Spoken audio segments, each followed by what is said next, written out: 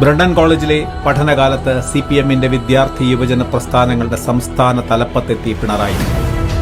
1977 വീണ്ടും നിയമസഭയിലേക്ക് ജയിച്ച ചുരുക്കം CPM നേതാക്കളിൽ പിണറായി ഉൾപ്പെട്ടു.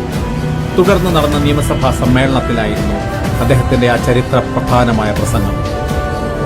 കണ്ണൂർ തടവറയിലെ മർദ്ദനത്തിൽ ചോരയിൽ കുതിർന്ന തന്റെ ഷർട്ട് ഉയർത്തി വീശി പിണറായി അന്ന് മുഖ്യമന്ത്രി കരുണാകരനെ നിർത്തിപ്പൊരിച്ചു. കനലരിയും സമരപഥങ്ങൾ കയറി ഒരാളിന്നു വരുന്നേ, കരുതലിനൊരു കാവലു പോലെ എരിയും സൂര്യൻ.